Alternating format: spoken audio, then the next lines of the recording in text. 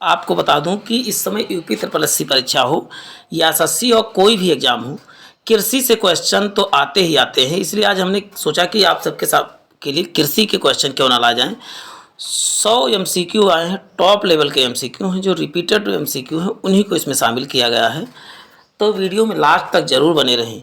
यदि लास्ट तक बने रहते तो आज के बाद आपकी कृषि से संबंधित समस्या सॉल्व हो जाएगी। तो इसलिए कहता हूं कि वीडियो ध्यानपूर्वक देखें, एक एक क्वेश्चन आपके लिए फ़ायदेमंद हो सकता है। चलते हैं, श्रृंखला को प्रारंभ करते हैं। पहला क्वेश्चन है, झूम खेती को क्या कहा जाता है? झूम खेती को क्या कहा जाता है?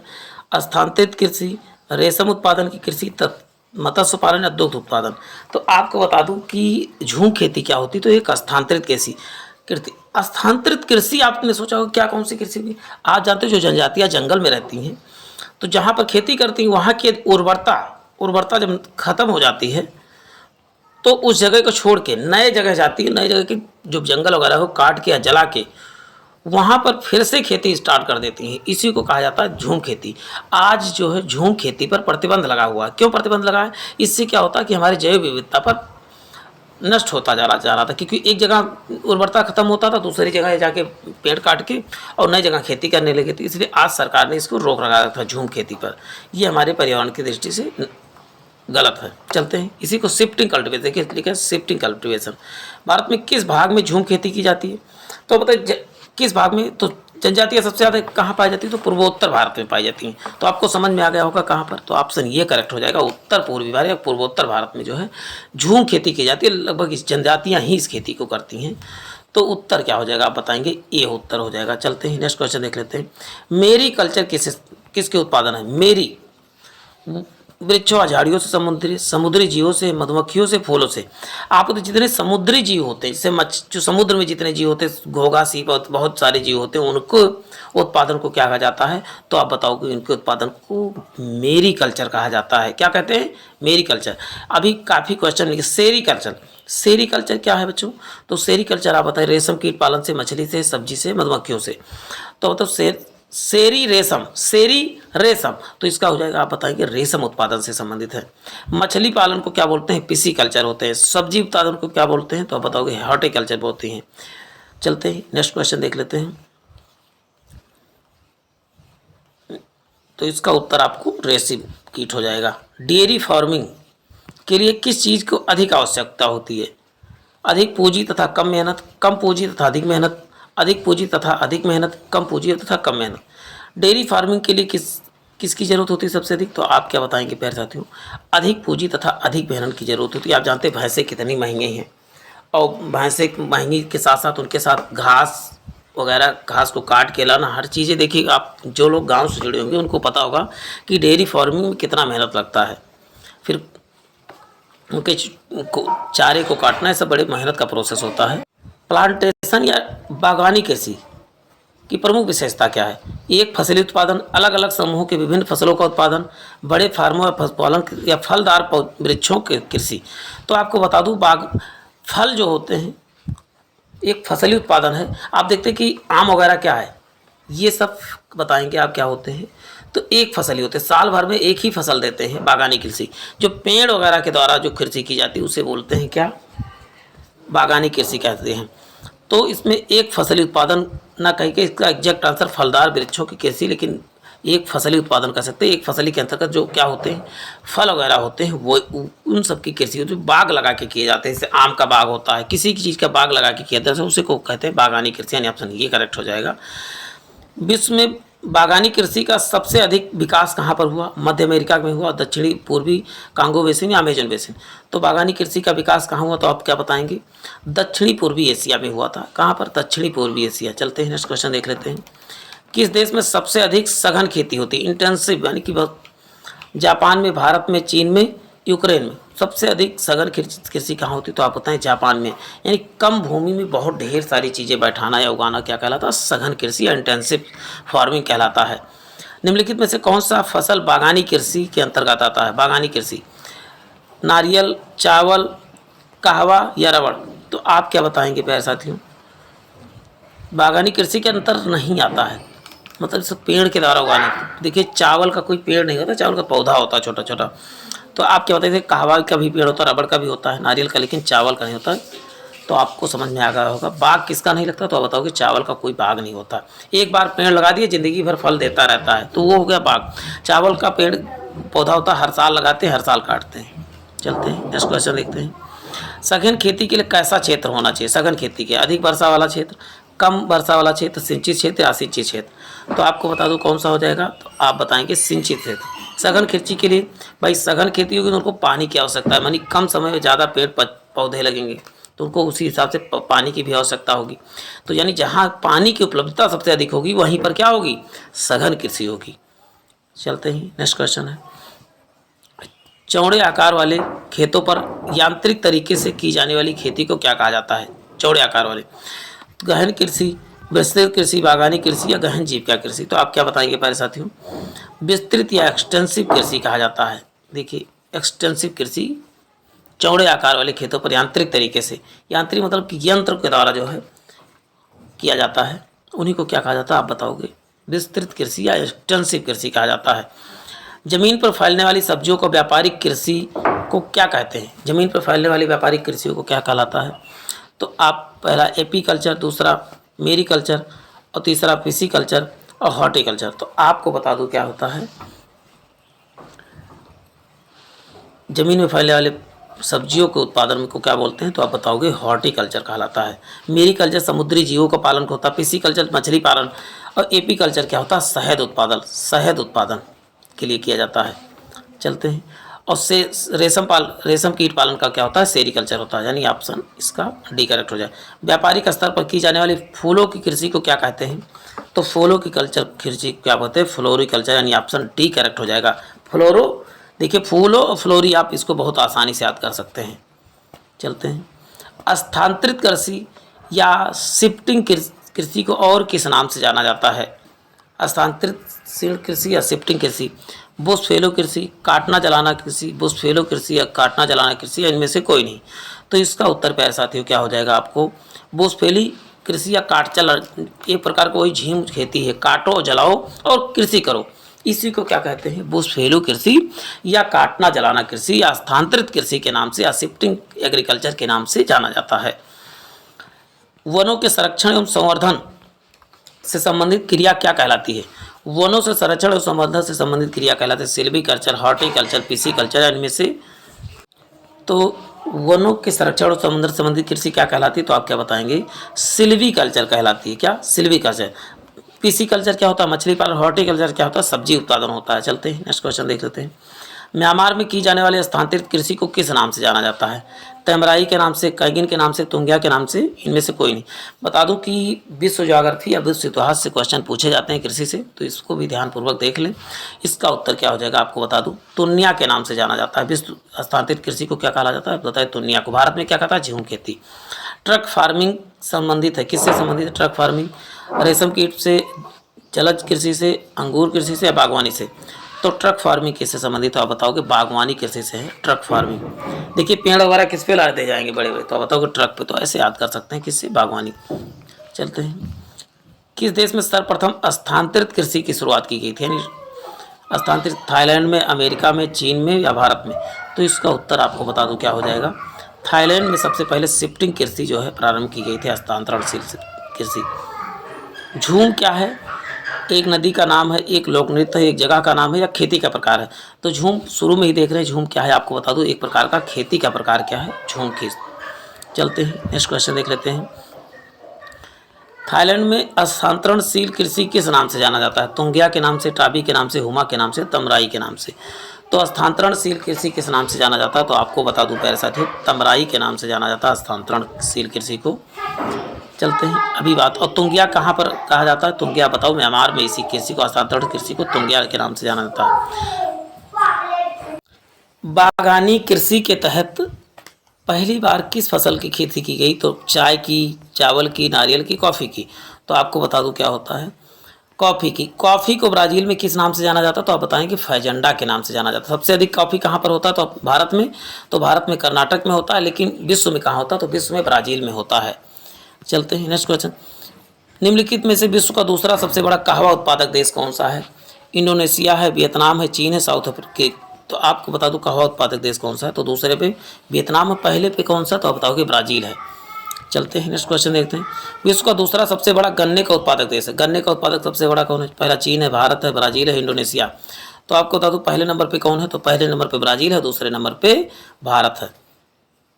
चलते हैं, नगदी फसल में सम्मिलित नहीं है, नगदी फसल में सम्मिलित, अच्छा नगदी फसल क्या होता है, कोई बता सकता है, तो आपको बताऊं नगदी फसल होता है जिससे तुरंत बेच के नगद मिले, यानी कैश रुपया मिले।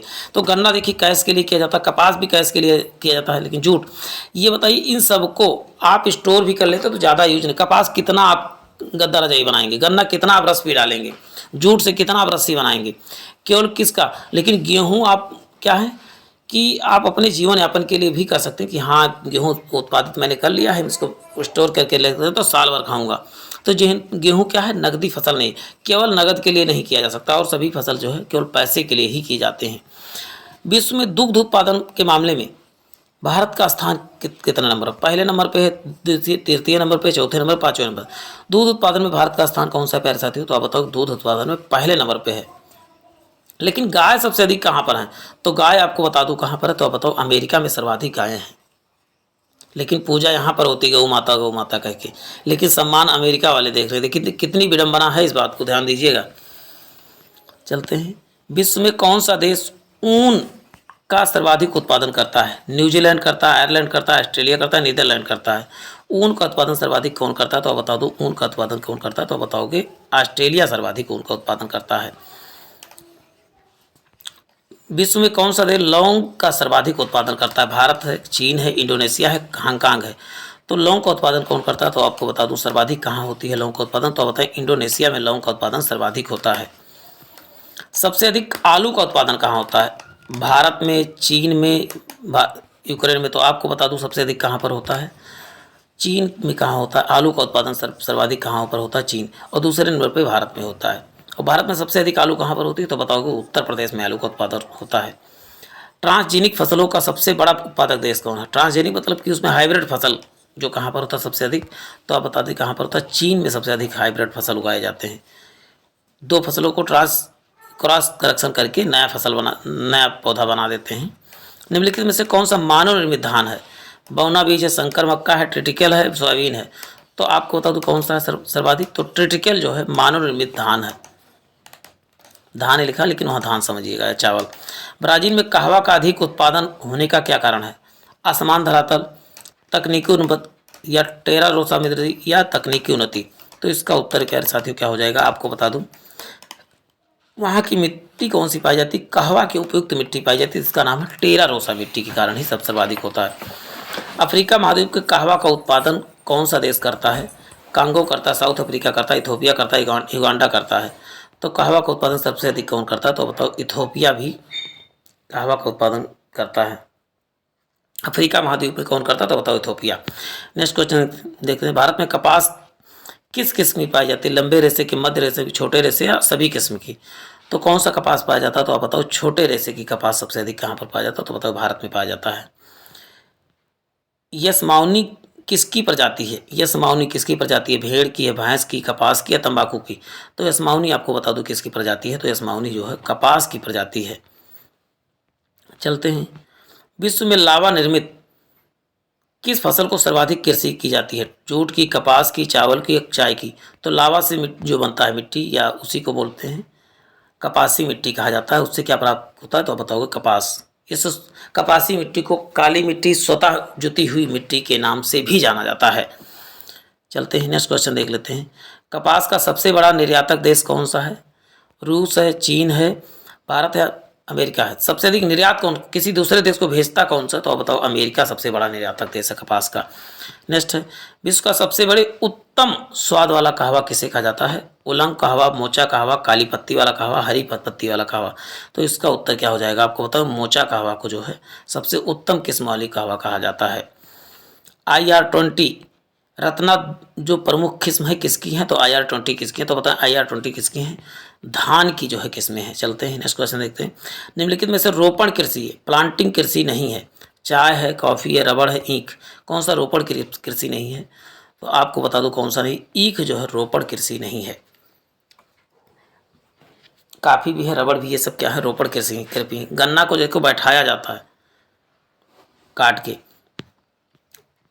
मध्य प्रदेश में सर्वाधिक उत्पादन कौन करता है? कपास का होता है, तिलहन का होता है, मक्का का होता है, दाल का होता है। तो आपको बता दूं क्या होता है, दाल का। मध्य प्रदेश क्या होता है, मध्य प्रदेश में सोयाबीन का भी उत्पादन होता है, इसीलिए मध्य प्रदेश को क्या कहते हैं, सोया प्रदेश के नाम से जाना जाता है। किस प्रदेश से? सोया प्रदेश के।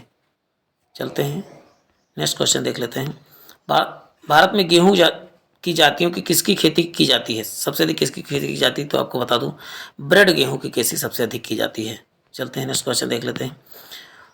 उस खाद्य फसल का नाम बताइए जिसमें भारत का सबसे अधिक उपज दी है। गेहूँ है, ज्वार है, मक्का है, चावल है, तो कौन सी खेती है? तो आपको बता दूं, चावल का उत्पादन जो है उत्तर प्रदेश, भारत में सबसे अधिक होती है, लेकिन उत्तर प्रदेश में सबसे अधिक क्या होती है? तो उत्तर प्रदेश में सबसे गेहूँ सर्वाधिक होती है। लेकिन चावल का उत्पादन कहाँ होता है? चावल का उत्पादन आप बताएंगे पश्चिम बंगाल में सर्वाधिक होता है। भारत में अधिकतम कृषि योग्य घेरने वाली फसल क्या है? चना है, चावल है, गेहूँ है, अलसी है। तो आप बताओ सबसे अधिक कौन सी है? तो बताओगे चना जो है सबसे अधिक जगह घेरने वाली कृषि है। चलते हैं नेक्स्ट क्वेश्चन देखते हैं। भारत में कौन से मसाले सर्वाधिक निर्यात किए जाते हैं? तो आपको बता दूं कौन से मसाले होते हैं, तो आप बता दूं सूखी लाल मिर्च मसाले जो हैं सर्वाधिक निर्यात किए जाते हैं। चलते हैं नेक्स्ट क्वेश्चन है, निम्नलिखित में से कौन सा फसल जायद के मौसम में उगाई जाती है? जायद के मौसम में, जायद मतलब क्या होता है? इसमें ज़्यादा पानी हो। ज़्यादा पानी इसमें किस में मिलेगा? तो आप बताओगे तरबूज, खरबूज, खीरा, ककड़, ये सब क्या होती है? जायद की फसलें होती हैं। ये खाली मौसम में उगाई जाती हैं। उत्पादन खरीफ मौसम में नहीं किया जा सकता है, नहीं किया जाता। तो बता दें जौ तथा सरसों, जौ तथा सरसों क्या है? ये रबी की फसल है। रबी की फसलें कैसे याद करोगे? रबी मेरा एक दोस्त है और उसको क्या पसंद है? समोसे पसंद है। समोसे में जितनी भी प्रोडक्ट लगती है बनने, वो सभी क्या है? रबी की फसल। देखिए समोसे का खोल किसकी बनती है? आटे की। आटा जो हो जौ का भी बन सकता है और क्या बनता है? गेहूँ का भी बन सकता है। तो ये क्या हो जाएगा? और फिर उसके अंदर क्या? आलू जो है ये भी किसका फसल? तो बताओगे रबी की फसल। आलू के अंदर चना पड़ता है, ये भी रबी का फसल है। आलू किसमें किसमें तलोगे? तो तेल में तलोगे। तेल मतलब सरसों के, तो सरसों का तेल किसका फसल है? तो आप बताओगे वो भी किसका फसल है? वो भी क्या है? रबी की फसल। आप ऐसे करके कोरिलेट कर सकते हैं। चलते हैं नेक्स्ट क्वेश्चन देख लेते हैं। निम्नलिखित में से कौन सा रबी की फसल नहीं है? देखिए अभी बात हुई है ना, जौ है कि गेहूं है? जौ गेहूं तो अभी कंफर्म हो गया। सरसों भी हो सकता है, इसमें कौन सी नहीं? तो आप बताओगे मूंगफली जो है किसकी फसल नहीं? तो बताओ रबी की फसल है, यानी ऑप्शन बी करेक्ट हो जाएगा। देखिए नेक्स्ट क्वेश्चन है, रबी की फसल भारत में कौन फसल के समूह में उगाई जाती है? तो चावल, मक्का, गेहूं। चावल के साथ गेहूं हो ही नहीं सकता। जौ, मक्का, चावल ये भी नहीं हो सकता। गेहूं, सरसों और चना, गेहूं और सरसों चना भी बात हुई है, यानी अब ये गेहूं, सरसों और चना, यानी ऑप्शन सी करेक्ट हो जाएगा। ये तीनों एक साथ उगाई जाती हैं। सरसों के बीज की सबसे अधिक उत्पादन करने वाला राज्य कौन सा है? महाराष्ट्र है, राजस्थान में, उत्तर प्रदेश है, गुजरात है। तो इसका उत्तर क्या हो जाएगा आपका? राजस्थान है। सरसों के बीज का सबसे अधिक उत्पादन, सरसों का उत्पादन कर सकते हैं तभी राजस्थान है। पठार की स्थलाकृत आदर्श है, तो क्या वो कहेंगे खनन के लिए है जो पठार की आदर्श आकृति। नेक्स्ट क्वेश्चन देख लेते हैं। निम्नलिखित में से किस भारतीय राज्य को चाय का उत्पादन राज्य नहीं माना जाता है? असम तो चाय का ही है, केरल है कि कौन सा? छत्तीसगढ़ की पश्चिम बंगाल। तो आपको पता है चाय का उत्पादन कहाँ पर नहीं होता? तो बताओ छत्तीसगढ़ में चाय का उत्पादन नहीं होता। और यहाँ नहीं वाला जरूर आप डार्क किया कीजिए। चलते हैं नेक्स्ट क्वेश्चन देख लेते हैं। व्यापारिक स्तर पर रबड़ का उत्पादन भारत के किस राज्य समूह में होता है? महाराष्ट्र, गुजरात, मध्य प्रदेश, केरल, तमिलनाडु, कर्नाटक, सिक्किम, अरुणाचल प्रदेश, नागालैंड, उड़ीसा, मध्य प्रदेश, महाराष्ट्र। तो इसका उत्तर क्या हो जाएगा आपको? केरल, तमिलनाडु और कर्नाटक जो है व्यापारिक स्तर पर रबड़ का उत्पादन किया जाता है। चलते हैं नेक्स्ट क्वेश्चन देख लेते हैं। बागानी कृषि कौन सी फसलें पैदा करती है? खाद्य फसलें, पाकेदार फसलें, नकदी फसलें या चार फसलें? तो इसका उत्तर क्या हो जाएगा प्यारे साथियों? आपको बता दूं तो इसका उत्तर हो जाएगा खाद्यतर। यहाँ खाद्यतर लिखा है, लेकिन खाद्यतर मतलब जो बागानी कृषि होती है, ये नहीं कि केवल खाया ही जाता है, इसमें और भी अन्य चीज़ों में, जैसे रबड़ वगैरह भी एक प्रकार की बागानी किस्में हैं। तो नॉन फूड क्रॉप है, यानी ऑप्शन बी करेक्ट हो जाएगा। भारत में कुल फसलों में कितना प्रतिशत भाग अनाज का उत्पादन करता है? तो आप क्या बताएंगे? लगभग 70% भाग पे क्या होता है? अनाज ही उत्पादित होता है। चलते हैं नेक्स्ट क्वेश्चन। जूट उत्पादन में सबसे अधिक प्रसिद्ध राज्य कौन सा जूट उत्पादन में? तो आप बताएंगे पश्चिम बंगाल जो है जूट उत्पादन में। सर हरित क्रांति का संबंध किस फसल से है? तो हरित क्रांति का किससे संबंधित? तो बताओगे हरित क्रांति का गेहूँ। वैसे गेहूँ चावल दोनों से है, लेकिन मुख्यतः गेहूँ से था। चलते हैं, हरित क्रांति किस राज्य में सबसे अधिक सफल रही? तो आप बताएंगे क्या पंजाब, हरियाणा और तथा उत्तर प्रदेश में सर्वाधिक सफल रही। नेक्स्ट है, भारत के किस वर्ष में के दौरान गेहूं का उत्पादन बढ़ोतरी हुई? तो आप क्या बताओगे, गेहूं उत्पादन में सर्वाधिक बढ़ोतरी कहाँ पर हुई थी? 1966 ईस्वी में हुई थी, जब हरित क्रांति आई थी। भारत में हरित क्रांति का दूसरा नाम क्या है? बीज उर्वरक और सिंचाई क्रांति, खाद्य सुरक्षा क्रांति, कृषि क्रांति या बहुफसल क्रांति? तो इसका उत्तर क्या हो जाएगा, आपको बता दूं, बीज उर्वरक और सिंचाई क्रांति इसे कहा गया है। भारत में किस राज्य को चीनी का कटोरा कहता है? तो पहला उत्तर प्रदेश, महाराष्ट्र, तमिलनाडु या केरल? तो आप मन में उसका उत्तर करते रहें, तो इसका उत्तर क्या हो जाएगा, उत्तर प्रदेश को जो क्या कहते हैं, चीनी का कटोरा कहा जाता है। भारत में किस राज्य को चीनी धान का कटोरा कहा जाता है? तो महाराष्ट्र को, केरल को, आंध्र प्रदेश को या तमिलनाडु को? तो आपको बता दो धान का कटोरा किसे कहते हैं, तो आप बताओ, आंध्र प्रदेश को धान का कटोरा कहा जाता है। धान का डलिया किसे कहा जाता है? तो आप बताओ कि छत्तीसगढ़ को डलिया कहा जाता है। चलते हैं, नेक्स्ट क्वेश्चन देख लेते हैं। भारत में कृषि दुष्प्रभावित करने वाला मौसम सबसे महत्वपूर्ण तत्व कौन सा है? तापमान है, आर्द्रता है, वर्षा है, पवन है? तो इसका उत्तर क्या हो जाएगा, आपको बता दूं, वर्षा जो है, वर्षा, भारत की कृषि क्या है, वर्षा पर आधारित होती है, मौसम का खेल होता है। जब जिस साल मौसम अच्छा होता है, खेती अच्छी होती है। ऑपरेशन फ्लड किस उत्पादन से संबंधित? तो ऑपरेशन फ्लड किससे संबंधित? तो आप क्या बताओगे, दूध उत्पादन से संबंधित है। सब लोग बाढ़ से नहीं समझ लें, ऑपरेशन फ्लड या श्वेत क्रांति किससे संबंधित? श्वेत क्रांति, तो आप बताओगे दूध उत्पादन से ही है। चलते हैं, नेक्स्ट क्वेश्चन, श्वेत क्रांति का संबंध एक ही बात होगी, दूध से ही है। चलते हैं, नीली क्रांति किससे होती है? तो नीली क्रांति किससे है? तो बताओ, मछली उत्पादन से है। और इसी को जब पालन कहा जाए तो पिसीकल्चर कहा जाएगा, पिसीकल्चर। भारत में कितने कृषि जलवायु क्षेत्र हैं? भारत में कितने कृषि जलवायु क्षेत्र हैं? तो बताओ कि 127 कृषि जलवायु क्षेत्र हैं।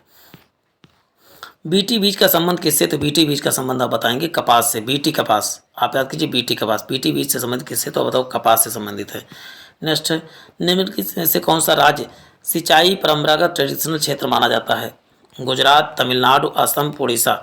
तो किसे माना जाता? तो आपको बता दूं, तमिलनाडु जो है क्या है, राज्य को कृषि सिंचाई का परंपरागत क्षेत्र माना जाता है। चलते हैं, नेक्स्ट क्वेश्चन देखते हैं।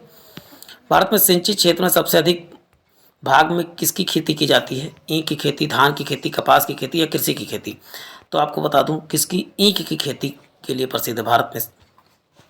चलते हैं, नेक्स्ट क्वेश्चन देखते हैं। भारत में किस क्षेत्र में अत्यधिक असिंचित खेती की जाती है? कनेरा के मैदान में, कोरोमंडल मैदान में, दक्कन के पठार में, गंगा क्षेत्र के मैदान में? अत्यधिक असिंचित खेती मतलब जहाँ सिंचाई नहीं हो पाती, दक्कन के पठार में सबसे अधिक असिंचित खेती की जाती है। चलते हैं, निम्नलिखित में से कुओं से सिंचाई में उपयुक्त कौन सा है? प्रायद्वीप, पथरीली, राजस्थान की सूखी जगह, तटीय मैदान या महानदी की डेल्टाई क्षेत्र? तो आपको बता दूं क्या होता है, महानदी का डेल्टाई क्षेत्र जो होता है कुओं की सिंचाई के लिए प्रयुक्त है। चलते हैं, निम्नलिखित में तमिलनाडु का कौन सा जिला लवणता वृद्धि के कारण खेती योग्य नहीं है? कौन सा लवणता नहीं, नमकीन मिट्टी के कारण? तिरुचिरापल्ली में लवणता ज़्यादा पाई जाती है, नमकीन मिट्टी पाई जाती है, इसीलिए वहाँ पर खेती उपयुक्त रूप से नहीं की जा सकती है। भारत के किस क्षेत्र में बांस की सहायता से सिंचाई की जाती है? तो आपके बताएं कहाँ पर बांस की सहायता से सिंचाई की जाती है? तो बताएं, मेघालय में जो है बांस की सहायता से सिंचाई की जाती है। चलते हैं, गेहूँ की खेती के लिए उपयुक्त तापमान की आवश्यकता कितनी होती? तो आप क्या बताएंगे, 15 से 20 डिग्री सेल्सियस तापमान होना चाहिए यहाँ पर। इसका मतलब क्या है, ठंडी के समय में गेहूँ खेती की जाती है इसीलिए। सर्दी के मौसम में नील नदी के डेल्टा क्षेत्र में कौन सी फसल उगाई जाती है? तो नील नदी के डेल्टा क्षेत्र में कौन सी फसल उगाई जाती है? तो आप बताओ, गेहूँ क्षेत्र उगाई जाती है नील नदी के डेल्टा के क्षेत्र में। चलते हैं, निम्नलिखित में से यूक्रेन देश किस फसल के उत्पादन के लिए सर्वाधिक, यूक्रेन की राजधानी क्या है? कीव है। अभी युद्ध चल रहा था ना, तो यूक्रेन कृषि क्या हो जाएगा? तो बताओ, गेहूँ की कृषि की जाती है। चलते हैं, अमेरिका की गेहूं की पेटी कहाँ पाई जाती है? गेहूं की पेटी कहाँ पाई जाती है? तो आप क्या बताएंगे, बड़े मैदानों में जो है अमेरिका में गेहूं की पेटी पाई जाती है, खेती होती है। यूक्रेन और रूस में कौन सी मिट्टी का सबसे अधिक गेहूं होती? तो आप क्या बताएंगे, चेरनोजम मिट्टी। चेरनोजम मिट्टी कहाँ पाई जाती है? तो बताएं, यूक्रेन तथा रूस में चेरनोजम मिट्टी पाई जाती है। चलते हैं, कौन सी नदी घाटी इटली में चावल की खेती के लिए प्रसिद्ध है? इटली में चावल की खेती, आज देखिए विश्व से क्वेश्चन पूछे जाते हैं, विश्व कृषि हो चाहे भारत की कृषि हो, ज्योग्राफी हो, पूछे जाते हैं, इसलिए आपको ध्यानपूर्वक देखना है। तो इसका उत्तर हो जाएगा, पो नदी के घाटी में जो है, नदी घाटी को इटली के चावल की खेती कहा जाता है। नेक्स्ट क्वेश्चन देख लेते हैं, निम्नलिखित में से किस फसल में अधिक जल की आवश्यकता नहीं होती? किसे जल की? चाय में, कॉफ़ी में, गन्ना में, चावल में? तो इसका उत्तर क्या हो जाएगा आपको बता दूं, चावल में।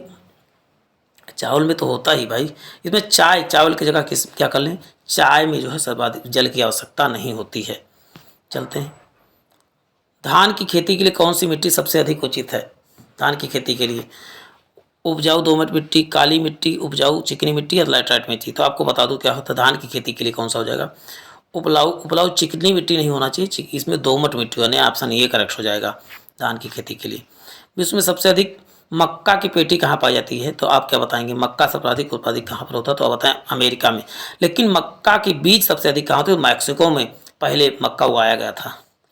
हवाई द्वीप प्रमुख उत्पादक किसका? तो आप बताओ हवाई द्वीप किसके उत्पादन के लिए जाना जाता है? तो आप बताएंगे गन्ना के लिए। कहाँ पर है? तो आप बताओ अमेरिका में। चाय के पौधे को उगाने के लिए डाइबांग विधि किस देश में विकसित हुई? डाइबांग विधि कहाँ पर विकसित हुई? तो आप क्या बताएंगे, फिलीपींस में जो है डाइबांग विधि जो है उत्पादित हुई थी। नेक्स्ट क्वेश्चन देख लेते हैं, उलंग किस चाय की खेती है? उलंग किसकी, भारत की है कि ताइवान की है कि वियतनाम की, कीनिया? तो आप बताएं उलंग किस खेत की चाय की किस्म है? तो आप बताएंगे ताइवान की है। चाय की खेती के लिए सबसे उचित जलवायु कौन सी है? विषुवतीय है, समशीतोष्ण, मानसूनी है, भूमध्य सागरीय है? तो इसका उत्तर चाय की खेती के लिए क्या बताएंगे, मानसूनी जो है जलवायु होनी चाहिए। चलते हैं नेक्स्ट क्वेश्चन देख लेते हैं, रोबस्टा संबंधित किससे? रोबस्टा है केला से है, कॉफ़ी से है, तंबाकू से, ककोआ से? तो बताए रोबस्टा किससे संबंधित होता है? रोबस्टा जो है कॉफ़ी से संबंधित है, कृषि को रोबस्टा कहा जाता, किस्म को रोबस्टा कहा जाता। सर्वप्रथम कृषि प्रदेशों को विश्व वर्गीकरण किसने किया? तो आप क्या बताएंगे, किया था डी हिटलसी ने किया था इसको, कृषि संबंधित वर्गीकरण को। मक्का का जन्म स्थान किसे माना जाता है? देखिए इसमें मक्का का मैक्सिको होना चाहिए, लेकिन इसमें मध्य अमेरिका में ही जो है मैक्सिको आता है, तो करेक्ट है, ठीक है। या यहाँ पर मैक्सिको होता तब भी करेक्ट हो जाता मैक्सिको, लेकिन सर्वाधिक मक्का होता है कहाँ? तो बता अमेरिका या यूएसए में। लेकिन निम्नलिखित में से किस फसल का अंतर्राष्ट्रीय फसल नहीं माना जाता है? तो पहला है चावल, गन्ना, कपास, चाय। तो किसे अंतर्राष्ट्रीय फसल नहीं माना? तो आप क्या बताएंगे, गन्ना को अंतर्राष्ट्रीय व्यापार नहीं माना जाता है। चलते हैं नेक्स्ट, नहीं होता है। सर्वप्रथम किस राज्य में मौसम आधारित फसल बीमा योजना शुरू की गई थी? तो आप क्या बताएंगे किस में शुरू की थी? तो हरियाणा में मौसम आधारित जो है सबसे पहले जो है शुरू की गई थी बीमा योजना। केंद्रीय उपोष्ण बागवानी संस्थान कहाँ पर है? तो उपोष्ण वाला क्या हो जाएगा? तो आप बताओ उपोष्ण वाला लखनऊ में ही है। वनस्पति अनुसंधान संस्थान कहाँ पर है? तो बताओ लखनऊ में ही। गन्ना अनुसंधान संस्थान वो भी लखनऊ है। IR20 चीज किस अधिकतर पैदावार देने वाली फसल है? तो आप क्या बताएंगे किसकी है? तो चावल की जो है सबसे अधिक पैदावार वाली फसल है। National centre of organic farming कहाँ स्थित है? तो आप क्या बताएंगे गाजियाबाद में स्थित है। निम्नलिखित में से भारत की कृषि निर्यात की सर्वाधिक मूल्यवान वस्तु कौन सी? तो आप क्या बताएंगे चावल जो है सर्वाधिक मूल्यवान वस्तु है कृषि निर्यात के क्षेत्र में। भारत में कॉफ़ी की खेती के लिए सबसे उचित क्षेत्र कौन सा है? कॉफ़ी, तो आप बताएंगे कौन सा क्षेत्र है? तो दक्षिण के पठार का क्षेत्र सर्वाधिक उचित क्षेत्र है। वर्गीज कुरियन किससे संबंधित? तो वर्गीज कुरियन आप बताएंगे श्वेत क्रांति यानी दुग्ध क्रांति से हैं।